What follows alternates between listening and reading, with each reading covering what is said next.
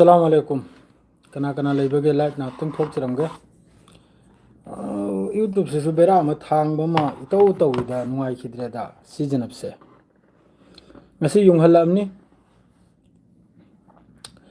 mayam pun makki dua amasung mayam pun mungna support to basi top chamagi salam ni loy makpu जिस तरह होजिकता सी अखोय father ने पिरकपनि आई लाकपो कांद सिगी गमसा से अदु इंजलिम नि ngasi wakal se yumlong gi wakal लाइब दो तारे को सिना काइनो अमा थोगलै सिना मी सि लोइना ngawnare da ni yengi da तौरोगे ओक्टा मचानी ओक्टा मचा सिली सुया याद रही वालेकुम अस्सलाम चारे चारे चारे ब्रो चारे ईरान की न्यूक्लियर टेस्ट तौरनी हर सी चुम्ब्रो मानी मानी इंशाल्लाह सोइद मकी तौरनी सोइद्रे आई वाखलदा मयाम की मैसेज से अमतंग यंगी से ngarang से मफम चलरे मयाम पाव तार bro what's your comments Naiko सी अमता सेंगदोखी के मासिना यामना बेरा से थांगलेको हौजी लानी लोइना मणिपुरी दे लानी भाई तरम्फा यू तारे ब्रो पूरा हेयर से कैम तो बनो ब्रो फारो हेयर से कैम तो बनो हाइज रखे दुसु चार ब्रो चार चार चार इफ्तार टंगे नमाज सोले अदुगा कहले नि मगरिब की पाउसी मयाम द लाइव सिंग असिदी पुंगम रम तौरम गायना लाक्चरमनी लाइव से पुंगम फजन तौ गायना माइक लंग पंजल्लेगा माद्रे जाम पंजल्लेगा ngasi numit sida Tel Aviv sida Tel Aviv ki Tel Aviv ta ngasi ki toiribu mayam si uradi mayam si pelgani thamoi chai wakhalda aisa etek ni ngasi Iran na tawkhri se aisa dehlaya Hyderabad hindi na aisa dehlaya Tel Aviv ko pucho mad Hyderabad adui system dani Iran की hypersonic missile supersonic missile ballistic missile Khorramshahr Kheibar इस्कहान फता एकदम ngasi लोई खरमनी अवस्था खराब तो खरम पूरा तेल अभी तो पूरा डायरेक्ट हिट नहीं डायरेक्ट है एकदम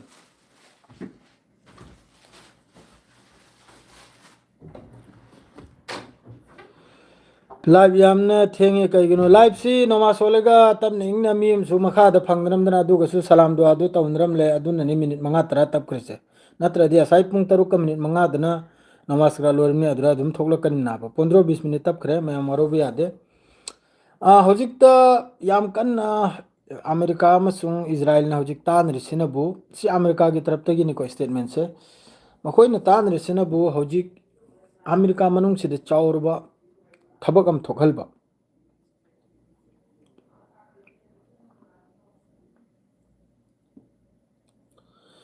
इंटरसेप्ट तौदेने कराइदे तौर इंटरसेप्ट पुदी मिडिल ईस्ट लैत्रसु इजराइल मनुंग दरि मागी लैरी दोना सोमदा ड्रोन कनुम लैरी आयरन डोम लैरी पेट्रियट लैरी अदुगुम लैरी अब हौजिक की सिदा मिडिल ईस्ट थुंगलम खिलंबर आधार सिनबु पूरा 5000 किलोमीटर 4000 किलोमीटर असुगुम्बगी हरकत मखोई की हरकत अमनाबा माय मनुंग द रादार मचा मचा बुदि लैरी माय इंटरसेप्टर मचा मचा लैरी आयरन डोम लैरी मादि मिथंग पेट्रियट लैरी मादि मुक्त एरो लैरी थार लैरी थारम खक्तनि ngaire हौजिक फाउदा थार की डिफेंस सिस्टम से अम खक्तनि ngaire पाउ मयाम नि तलतला हायरके मयाम थोरोइसी शांति दा हौजिक सिगी रीजन सिदा जतो स्ट्राइक तौरबा ऑयल फैसिलिटी द ओइगरा माद्रेदी एप्रिल हाइदग्रा स्ट्राइक तौर से कुवेत की असी ईरान की तरफ ते हर सिनबु मखोइना स्ट्राइक तौदे सिनी असिगुम मफम सिदा मखोइना स्ट्राइक तौदे मखोइना अटैक तौदे मखोइना ड्रोन फायर तौदे सी पुनमक्सी अमेरिका अमसुंग इजराइल की मखोइगी मिली भगत आदि तान रेगा कम तौरगा ईरान की एजेंसी दे थोगलकनी मखोइ मखैसे हजु फाउदी सुखसांग ngasi 15 days सुरमनी 15 days त फाउदा 15 नते 16 17 सुर मारै वखल 28 तेरा कइनु नि होग्री से 16 17 अदुम सुर हप्ता नि दिहेले असुखसांग बसिगी रीजन से ईरान की तरफ तगी स्ट्राइक तौदन लाएगा हजु फाउबा हंद्री से अदु मतुंग हजु अमक्का ऑयल फैसिलिटी गुंबा अमम फैसिलिटी दा ईरान ने स्ट्राइक तौरना ड्रोन ला अम हिट ओरी से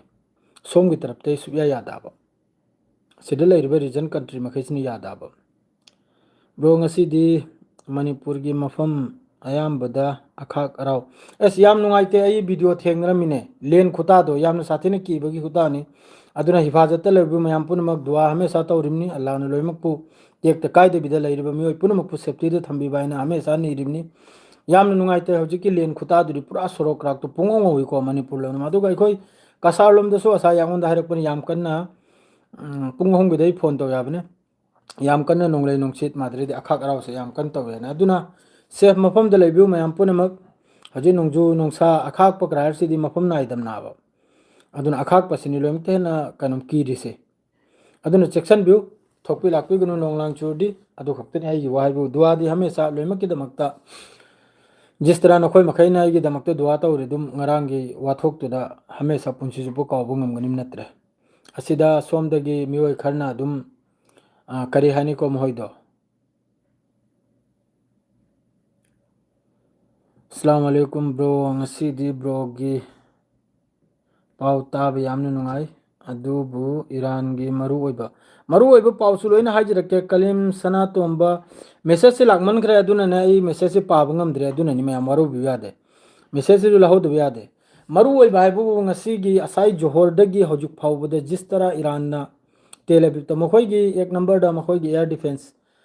मिसाइल लोइखरे इंटरसेप्टर मिसाइल लोइरा मखोयगी दा पूरा आईडीएफ की तरफ तगी पूरा पाव खुदिंग मक्ता Times of Israel एंगेरा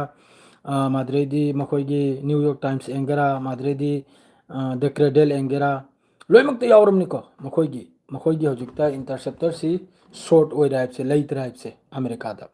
मखोयदा intercept तौनिंगाय missile से लई राइब से लोइमक्ना फोंदोरमनि मादु सिदसो हौजिक इजराइल मनुंगदसु इजराइल मनुंगदे यामना कन्ना हौजिक कनोमम तौरियाबा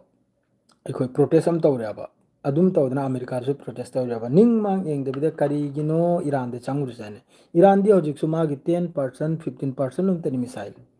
सीजन रईसे अदरे आइना हाइड्रो सेगी मिडिल ईस्ट जतो ईरान ना थोमजल मखैसे अचौबो मिसाइल नते मचा मचा शॉर्ट रेंज की लेबो मखैदो मखोयगिदा लेवल 600 500 किलोमीटर अदु मखैदुनि सोमदे सीजन रसे अदुना नि सोमगी रीजन सिना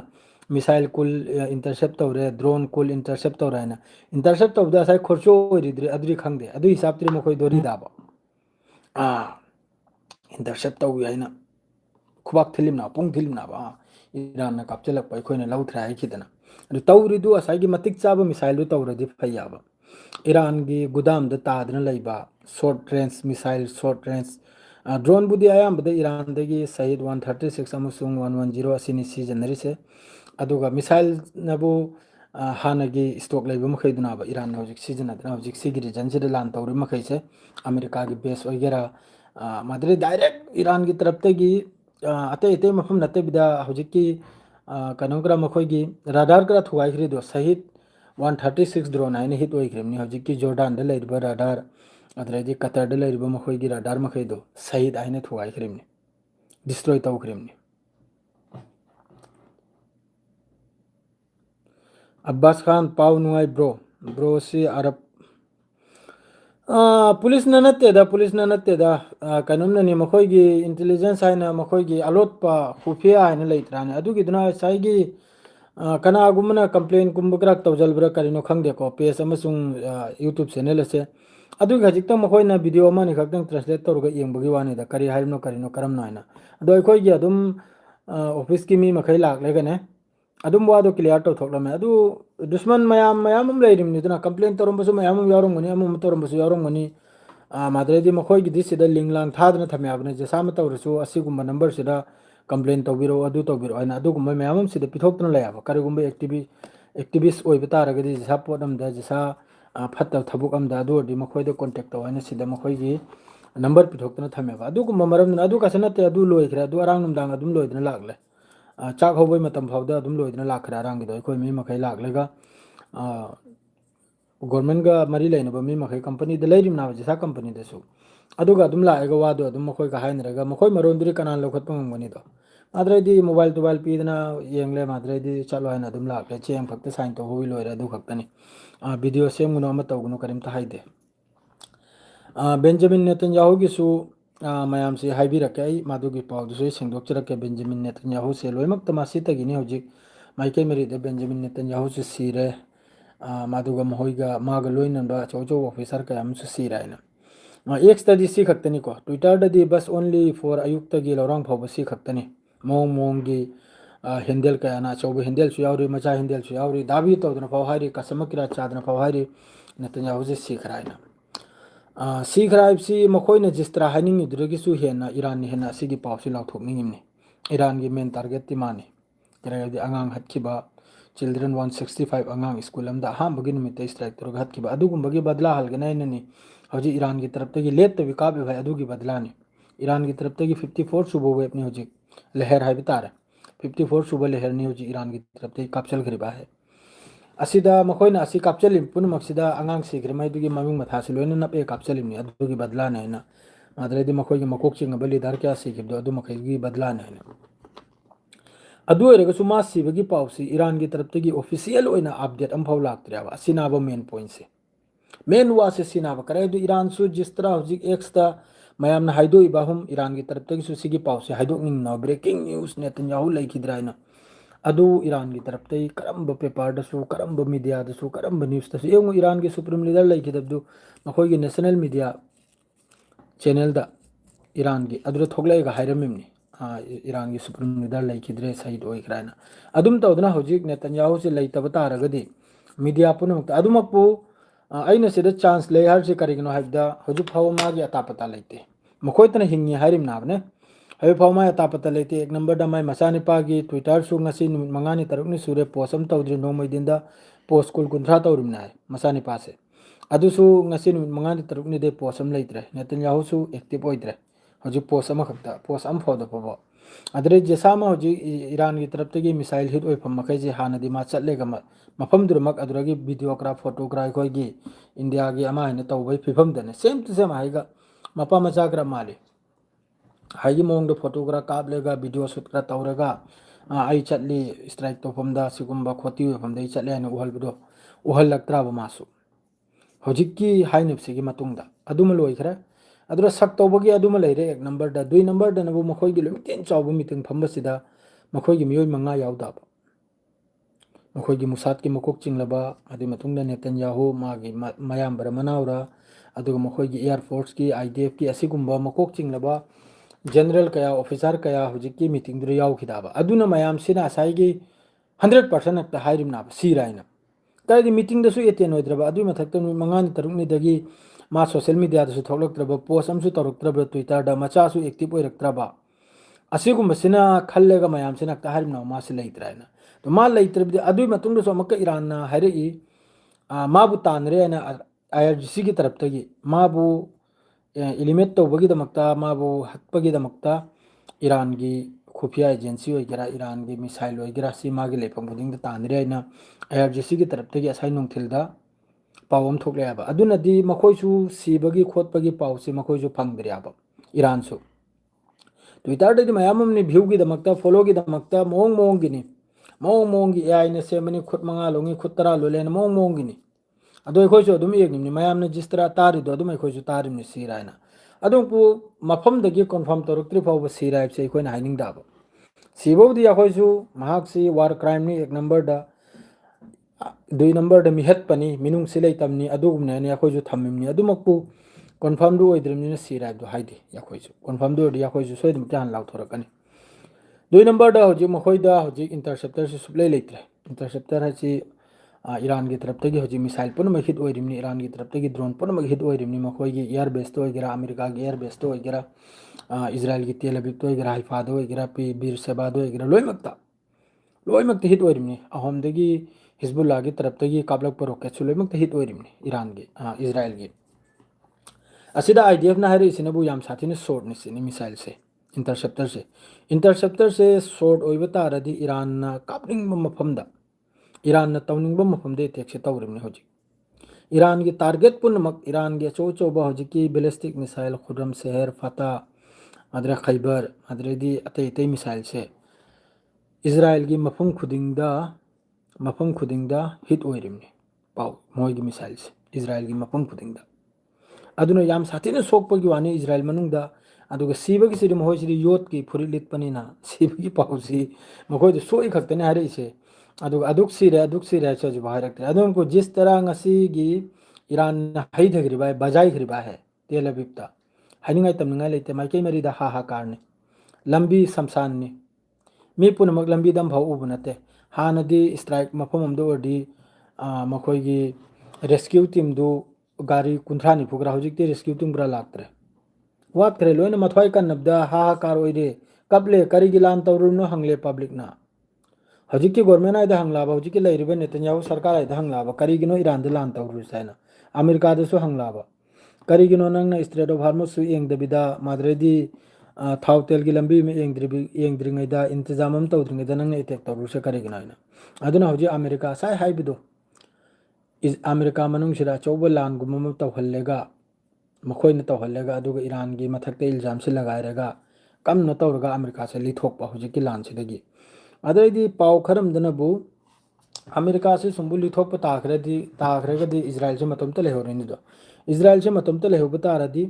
मखोय करी सीजनरकनी न्यूक्लियर वेपन अदुगुम सीजनरकनी सीनी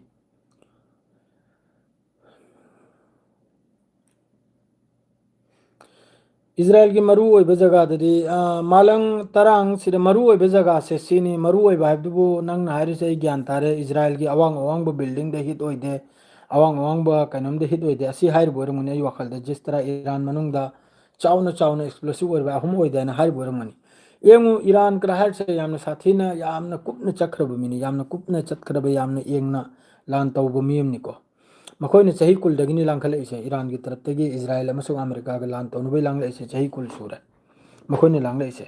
असिदा हजु फाउदे ईरान की तरफ तगी टारगेट तौरसी सिविलियन मफम अम फाउदे ईरान की तरफ ते टारगेट तौद्री सिमखम करिगुंबा सोइखिदना मिस्टेक ओइखिदना लंबी खर थैदोखिदना हिट ओइरुदना अमनिको अदुगा हजु फाउदे ईरान की तरफ तगी जोतो स्ट्राइक तौरसे हाइरेगे तौरइमनि नखोइगी मुसाद की हेडक्वार्टर नखोइगी आईडीएफ की हेडक्वार्टर नखोइगी पुलिस की हेडक्वार्टर नखोइगी अदुगुंबा खुलाई थंफम असिगुंबसिदा हाइरेगा ईरान की तरफ ते हजु फाउबा स्ट्राइक तौरइमनि जिस तरह अरांग इवेदा हाइख्रेदु ईरान की तरफ तगी सिटी मनुंगदगी पब्लिक पुनमक थोउ अमसुंग पोर्ट तगी थोओइना अदुम हाइरे हाइरेगनि ईरान न तौरसे जिस तरह मखोइने स्ट्राइक तौरबम ईरान न तौदिन हन्न तेलबि मुत खरानी हजु फाउ मखोइगी बिल्डिंग मखोइगी रेसिडेंस मखोइगी मिसम लेफमदा हजु फाउ ईरान की तरफ तगी स्ट्राइक से हौद्रियाबा अदुगुमदो हरक तारगदी इजराइल सी अदुगुमदो हरक तारगदी अचोबो वेपन सीजन रकदराइन ईरान सु एंग न मखोइगी डिफेंस अमसुंग मखोइगी एयर फोर्स एंगो अरांग हलसु याम साथीना ईरान की तरफ तगी एयर फोर्स की मखोइगी एयरक्राफ्ट फ्यूल रिफ्यूलिंग कनमदो ऑयल टैंकर दो अदुग्राक मंगा तुरुक अमसो अखोइने लेबसिदा मखोइने डिस्ट्रॉय तौखरो अदुम तौदना मखोइना ईरान की तरफ ते तौरो इसनबो अहांबा मखोंग खुसे येथेकबा करादी मिचम मथक तौबसिदी नापुन सक हाइब तारे मी ओइदबगी लमचत नाबा मिचम मथक लान तौबसे मादु ईरान ना हजु फाउबा अल्हम्दुलिल्लाह मिचम मथक तौजु फाउ स्ट्राइक तौद्री बस आईडीएफ अमसुंग मखोइगी सरकार गा रिलेशन लेबा नहल ईरान की मनुंग द बेंगम दे स्ट्राइक तौई नोंगालबगा ईरान की तरफ तगी गल्फ ता लेरिबा अमेरिका गा मरी लेनिबा बेंग पुनमक ते स्ट्राइक तौई अदुगुमै फिफम दुनु चलिसे इजराइल मनुंग सिदा याम साथीना अवस्था खराबनी यामना साथीना पाव से थोलक तबगिनिको पाव से थोलक देखते नुंगाइनिमनि इजराइल मनुंग सिदा करी करीनो ओइरि साइबदे मादु पाव दु थोलक ताबे इजराइल मनुंग सिदा बस थोलक से करीनो नाबदा सीब खोतबगी पाव से थोलक ता हजुपरि खरबुदि थोलकलामनि ट्विटर दा दुम लेरमनि मयाम मा ngasi numitida kayam no mkhoi gi nuksan oikhri saibse yam sathina oikhramni ngasi numitida pura toikhramni Israel se pura na kalam toikhramni ngasi Iran na pura na hidi hayat lamamni adu mathakta pawse phangle duna interceptor si wat le khole da duragi ni Iran gi lo khara momwangai da Israel support to ba mkhoi gi fatherland support to ba kanglo ma yam kone isai kra sakhi saglo duna hojik nainra se aiga aduri sagla aroi Aqsa मस्जिद की पाव खरा हाइरो अक्सा मस्जिद तो एंगुन हल नोम निनी no मासोल चंगल उद्रे अदरे दिन असी अमका नबलुस्ता family अमका के मियोय मरी नि मखोइना अइना पाम्बदी इजराइल की गाजा दगी हेना सोकपदुनी गाजा दुरगी हेना सोमनी ने गाजा दुरी हेना सोमनी ने पावला कनी सबर तौ गाजा दुरगी हेना सोखरमनी ने मियम भाव सरोक्ता लैत्रमनी ने लोयना बंकर मनुंगदनी ने लोयना लेगाक मनुंगदे चंगेगा लैनी मी कना इजराइल की मी कना सरोक्ता लैनो अम भाव लैते लोयना बंकर मनुंगदनी नेतन्याहू गायब नि होजी सी खरिब्रा गायब ओइखरिब्रा करिनो एंगलो खरमना हारि फॉरेन द लैखराने मपानदगी लान से मान सिलिम नाइना खरमना हारि तेलबि अदु यामना ईरान की लीडर मखैदा 10 million kanam thamlamba makhaiduna pu kangkhada lotkhade adu Iran gi makok chinglaba makhaina sorok to guriri pem khra adu de himmat se karom ni hele abdo ai bhav na teda inquiry macham khaktang tawani sarif adu loi khreda adum ganta humari da loidna adum thoklagle alu chabaga pau pirako alu chabaga pau pir arsi kaino siramoi sigumbani Netanyahu khangde masi accept torok confirm torok trim na haidok pangam de Twitter de nainab du jani official statement ainam leidana official की तरफ तक या Netanyahu लेतरे मागी महत्ता फलाना मीदु लाग है ना दुगु मयम लाकना बा अदुई मतुंगदनी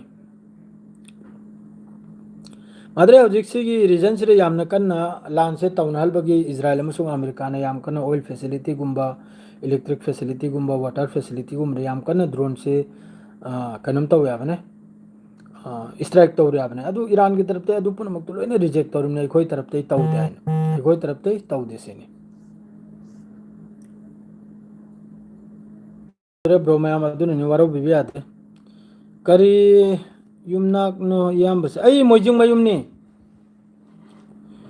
आई मोजिंग मयुमनी सैतान बु सिबा नाय ब्रो सिरमोय लोट पोरमनी माने माने असेंग बोरमगनी लोट पोरमगनी ईरान दि माद्रे दि सोमदा पाव खरम न तारि बाबू ईरान सो न्यूक्लियर टेस्ट तौबगी पाव खरम अदुम अकुपदा ईरान रशिया की तरफ ते नॉर्थ कोरिया की तरफ ते अदुम ट्विटर सिदने अदु ईरान की तरफ ते अदुगुम्बा करेमता स्टेटमेंट फव लागते को अदु तौदि तौदोरमनि सोइद्रमनि लानसि लोइद्रिंगदे जेमने तेमने तौदना एनी हाउ तौदना ईरान सो न्यूक्लियर टेस्ट तो होदोरमनि लानसि लोइद्रिंगदे सिमा मयाम खंगजल लानसि लोइद्रिंगदा जस मखोइसु खंगी Israel ngamlaktab taragadi America ngamlaktab taragadi nuclear weapon नत्तबो वेपन सिजनरकना सु मखोइसु खंग्याबा अदुना अदुगुमदु सिजनरत्रिंगदे मखोइसु अखोइदसु लैराइबदो खंगलोबो यामने दरकार नाबा ईरान दसु करिगा बिजिस्तरा होची एउ अमेरिका गसु मखोम खुत्ती एमनी इजराइल गसु मखोम खुत्ती एमनी मखोइगी लोइरमनी डोनाल्ड ट्रम्प ना दुम थकचल जाजल लेगा खर लाउरिबानी ईरान सिलेंडर तौरे ईरान लान ngамद्रायना लोइना मचिन थीरिमनी पुम तोय तोयरिमनी फोर्सु सीरिमनी तोयसु तोयरिमनी ईरान इज अमेरिका की अब्राहम लिंकन होजी लान दगी लीप लौखरे दु करेगनो ईरान की ड्रोन अमसुंग मिसाइल अटैक तो मंगोंदा पालुरबा मंगोंदा पालुबदुना बो अदुक चारबो जहाज तो होजी मिडिल ईस्ट थादोगे चकदौरमनी अदरेदी सोमदे ngो अमेरिका ना जापान दगी एयर डिफेंस लौथोकपने नॉर्थ कोरिया की तरफ तगी मिसाइल तरा जापान की समंदर जापान की मनाक्ता इसिंग समंदर द तारिम इसिंग अदु करिनो पुनमक्सि तान खोनरगा लोइना सिल्लेगा थंबो लान ngang हजि मा लौथोकनाबा हजि इंटरसेप्ट लेरक्त्रदि मा जापान होइगरा ताइवान होइगरा लोमते मा खुमलकनाबा अदुरा नाबा अरु हेन नुआइगे तौरिसे ईरान बुलाइना खल्लुबा अदुननी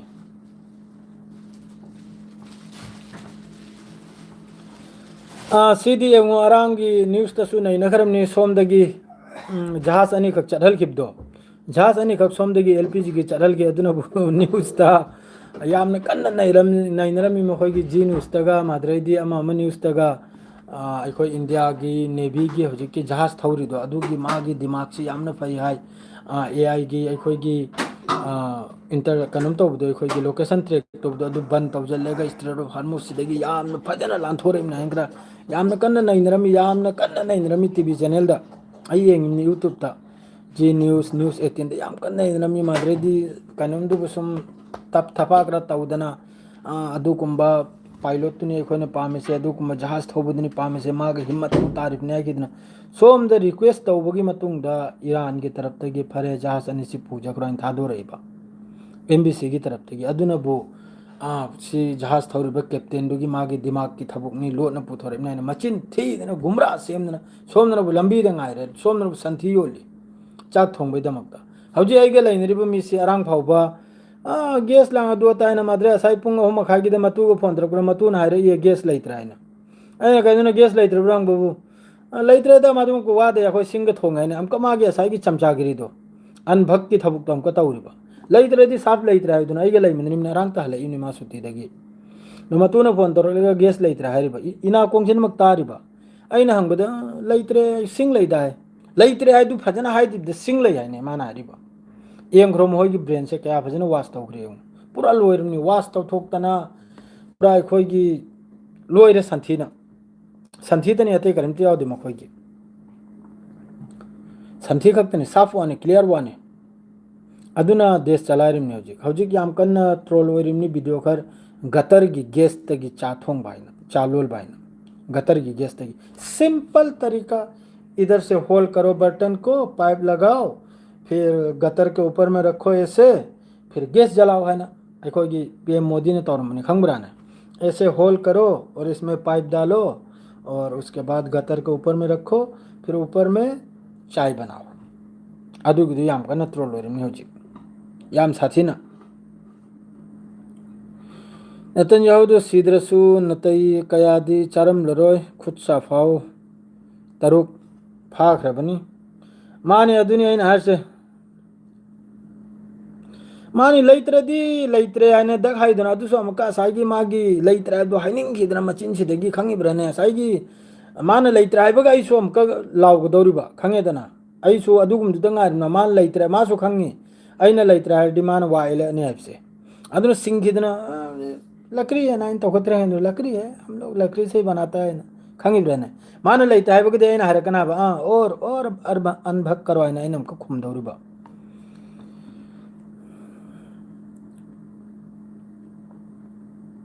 इरान लान लोइजनिंगदे मानी यंगु यार मखै हजिक माद्रदी यंगु सिदसु इंपोर्टेंट लेको गाजा दसु वीडियो खरला गाजा दगिसु नेतन्याहू सिबगी पाउसिदा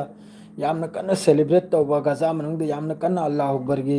लड़ाई तकबीर अल्लाह अकबर सिलाउबा याम कन्ना गाजा मनुंगदसु तौरियाबा अदु सिरिब्रा हिंगलिब्रा ईरान की तरफ ते हाइदोक त्रिब्रा खरमगा तोइथोखी गायना अदुगुंबै फिभम लसु खंगदेको खंगना खंगसनददना उना उसनदबा हाइदो अदु फिभम दे यारे मखै हैजल होरगे पुराना स्टॉक मखै से लोइथोके नोमै दिन सारबैदि सारिमनि मंगा थोक थो इमनि कुल मरुम थो इमनि अदुना दि यारे मखै लोइजल होगाना अदुगुंबै फिभम लसु खंगदेको साफ वाने नारिजे अदुगुंबै ओरमसो कुनो ठीक लैते अदुमकु जिस तरह मरक सिदा बाजाइरि सिदी तौई मखैजु तौदम नते मखैजु तेहरान दा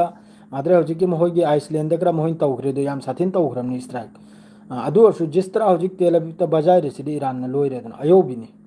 इसराउसे अयोबी ओइना बाजाइरमनि अहुमक्तै थिरिमनि अदुइ मथक्ता हौजि अमका हुती की तरफतगी इगोइजु ईरान की सपोर्ट कुमलकपा याय हाइंक्रा हाइखिबसिदे लोइखरमनि काबगा मसिदा इखोइना लैरिबा रीजन सिमसु लोइरमनि अमेरिका सु लोइरमनि करिगाबदि रेड सी आइदे हौजिक सोमगी थाउसे खरखर चल्याबा सोमगी सप्लाई से रेड सी ओरगा हौजिक खरखर चल्याबा अदुना हमदगी हुटीगा ओइजल्लादि लोइरे पूरा इकोनॉमी से पूरा जमीन मरोन तरेत मनुंगदे चंग्रनिमनि हजु फावा हा करला हजु फावा देश अमना अमदनी नरे गैस थुगट प्रोडक्ट कलहल बिउ वारे ने थाउ दुखट याउंद पिबिउ हैना कपने लाउंद अदुइ मथक्ता डोनाल्ड ट्रम्प ना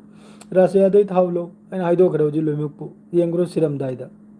अदुना मफम पुदिंगदा मोहगी ममाइ सिदा तिल से चलमनि नेतन्याहू की ओइगेरा डोनाल्ड ट्रम्प की ओइगेरा अमेरिका मनुंगदसु इजराइल मनुंगदसु लान से मखोइ सुंगम ngमद्रमनि अदुना अलोइबिगी ngमदबगी अलोइबिगी खोंगाव हबदो सीनी होजिकता इने कीरिसे आइगी दिल की वानी को करेगदी आई पाउ येंगिमनि नुमिचो पाउ पारिमनि करीना कनाना लाक्चदे ट्विटर से करोंगी ला ई वीडियो से करोंगी लाक्ते हबदो करिगादी ट्विटर से दी अयामबदा यहूदी ngangtani जायनीस ngangtani अयामबदा मखोइना नाबो प्रचार तौरिसे अदु ओइरगसु ट्विटर से लाखरे वीडियो से अयामबदा 180% तेल अबीब की लायाबा ईरान की माद्रे मिडिल ईस्ट की अमगुमानी खतनाब लाइसे अयामबदा लाइसे तेल अबीब हाइफा बीर सेबा नॉर्दर्न इजराइल असी मखै से तनाब लाइसे अदु सोक तरेगा खोती ओइद्रेगा नुकसान ओइद्रेगा लाकपानदे मी सिबे सिदबदरी अदुदी दिनिमान नि मखैजु उरी अयामबदा चेनरिमने हौजिक थादोकलेगा इजराइल थादोइगा सेलिमने अयामबदा इजराइल दे विड्रो तौरिमने अयामबदा पब्लिक मखै अदु सोक तरेगा अदुगुम वीडियो दु लाकलो याबा अदुगुम फोटेज दु लाकलो याबा सोक पदुन बुलाइमनाबा तोय बदुन बुलाइमनाबा ईरान की लाक्तन लायाब ईरान की वाटयाब लापदो ईरान की वाटली अदुगा सी हाइबगी मिसिंगसिना बसाई मफमदुदा जर्नलिस्ट चंगमनिना रिपोर्टर चंगमनिना सीब सोकपगी डाटा दु एक्यूरेट ओइना लायाब अदुगा गाजा इजराइल दनबु असाइगी मीदु चंगद्रमनिना मीडिया दु चंगद्रमनिना अदुक सिरे अदुक कनम तोर हेफि लाक्ता मोहोगी तरफतगी बस मी 19 असोकपनी सीरियस अनिमनी सीदे मी चामा 24 आवर्स मी चामा मथक्ता असोकप ओइरगा असीबम फाव यावगिद्रे अतेने ईरान की मिसाइल से आदा पोखाइरगा सिदा ग्लास लांग पुमतोई तोइरिमनिने कम से कम मीटर चनी चहुम लापदा ग्लास लांग पुमचाई चाइरिमनि गाड़ी की ग्लास लांग अदु कल्लिमनि मपांगल 1000 टन करा है दो सानरिब्रो 1000 टन वारहेड अदुगा लोगे द मचा मचा अमक क्लस्टर बम चलिमनि मेन वारहेड टू 1000 किलो नि अदुना बु हिट ओइरेगा मी सिरोय हाइबसिबु सोकनि तारसिबु अंगक पनत्रो सी डाटा द कंफ्यूज नाबो मखोइन पिरक पाउ द कंफ्यूज ना मनुंग दे पाउ थोकलक्तबा मनुंग दे पाउ थोकलादि सी सोइदमकि लाकनाबो लोइमा अदुगा लोइना वा मचा अमखका लानसी पाउ लाकनि सोइदमकि इंशाल्लाह पाउ पुंग निपाल गिद लाकनि मैम गाइसी नुंगाइबो पाउनि फजन एडिट तौर फजन सेमना कदरनि माइकी मरिगी मिडिल ईस्ट हजफाउ करी करी ओइख्रिमनो मिडिल ईस्ट दे दम बजाय बे थममनि दे ईरान न खंगिब्रने कोटांग थिंग बाय दो टोंग टोंग लाउ महि एखोइ इफ्तार की कोटांग थिंग दो अदु थिन नंगाइ थममनि मखोइ जु जित अमदे लै तानथोकरो दना अमेरिका की फोर्स तो अमेरिका बेस से आइरे पुथोकरो न अदु बा हाइ देदना मुक्तन लैरिमनि हजु फाउबा हक्ता तानथोकरा दिवाल ओइरबा ईरान न सु तौरो हेरबा करिगुम्बा सिगी रीजन से अमेरिका की फोर्स ले पाओ मखोई तरफ स्ट्राइक ड्रोन अटैक सुबले लो हाइग्रम ईरान अदु लेवल बेदमक तक तानथोक लोइरे लान लेपे लोइरे मिडिल शांति ओइरे लोइरे अदु तबु तानथोक लोइ आइने मुक्तना लैरिमनि खाना नहीं खाया अभी तो बना अदु अक्ता तानथोकरे लोइरे वादो अदु तानथोक तो बिद सब्जी बनाया तानथोकरे देखते लोइरे अदु तानथोक तो दना अदुम लैरिमनि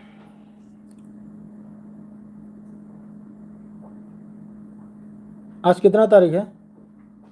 की टिकटम थानु पिसल लिया कफिल की अदु की टिकट थाजल लेबा दोम ते इंगलमनि अदुनि ब्रो मयाम चाक चारे ब्रो चारे अदु फेसबुक सिदसु आइगी प्रचार तौरंबा फा गिपसिदा ख्वाइना दुआ तौनै दुश्मन ओरसु याखोइदि दुआ तौइको खंगिब्राने अदु आइखोइ रोंगी मियोइ खर खंगिब्राने बदनाम करक तौदना साइगी खंगलक तबदो मितिन रक्तबदो साइगी जात खानदान औलाद हाइबा तारेको अरियातगी अमखकनसु कमेंट करा तौखलम यारां अंकल की ड्रेन चंगजन रेंगमनि अयाम साथिन लेखा तामने मखोइदो मापाना मखोइगी अहलमन ताकपिरक्तो याखोइदि दुश्मन ओरसु जसा अवाबम तारदि दुआ तौइको अल्लाहना ngapi boisano अल्लाहना फबदा तौबिसु इसना धर्म की से कोई चन्नबिनि इस्लाम की हौनबिनि दुश्मन ओरसु अवाब तारदि अदुइ मथक्ता दुआ तौबा माबु कानून तौबि अदु अइखोइददि अदु नत्रे अइखोइददि मुनाफिक की लमजे चतपलै मुनाफिक की लमजद अइबो अरांग नालबके हापकतना पुरे वारिम नाबे इंक्वायरी की दमकता मखोइगी वा सेंगदोकपै दमकता अदुरा अमा हकना हारेइबा कमेंट तौरइबा अंकल की मसागी कोरमोना फंगिमनाय कया साथिना लेखा ताख्रमने मिनाइदो मापादुना ताकलक्तो मीनाबा मापादुना ताकलक्तबा अदुइ मथक्ता मथोंग नाइदबो मीनाबा सेंगनाइदा इंशाल्लाह मथंगी पाओ कलम चे समय सोइदमकि पीजरके अदुगा लाइव से स्वाइसरे लोइरसी अंकल की वीडियो द्रसो दमे मिनाय मचाखर कमेंट तौरमनिको नसागी कोरमो अइना कम्बा मागी मचल मचा मतु मचाग्रा येंगुरमनाबा कम्बा मुरमनाबा माद अदुम ग्रा कमेंट तौखलिदो सनाथो याइब्रा कइनोनि हजिकिदो फेसबुक पेज तो रियात लैरिमना अखोइ कसारगी नि गुवाहाटी ग्रा इरे दाथुक यामना बखोइदि जसामना नारसु एकलसु लखा मथीन बखोन बोरसु ए करिगनो करमनो आइना तौइको हंगन खोतना अदु कम्बा मी जाद होइग्रमनो खंगदे माने हानिंग बादु आई हन्ने यंगुदे राइगी असै नुंगाइ तबदो दुश्मन ओरसु याखोइदि अतोप जाति अतोप कइनोम ओरसु अखोइगी धर्म चतो मी ओरसु आफत्तारदि अदुगी मतेंग तौबा अखोइगी धर्म दे यावख्रमनि अदुगी मतेंग तौबा माबु एंगलंबा माबु हिफाजत थमलंबसे अदु फावबो मरुल खंगिद्रोमि जो भी हो मागी कर्म मान मराइम फंगजनी आई याइबो आई चुमने चप्पनिना अदुम आई चुमना अदुम मयामना फनबा अदुम आई लाक्चरेसिनि अइना सोइदमनिना अइना लांदमनिना येंगले थीरेगा ए अदुरी कसुनते अइना खुद सागरा पाइनरेगा खुद सागरा सुम पाइनरेगा कनुमदुगा मखोइगी हजिकी मकोक चिंगलबदुगा ए फजन होनो फजन तो अइना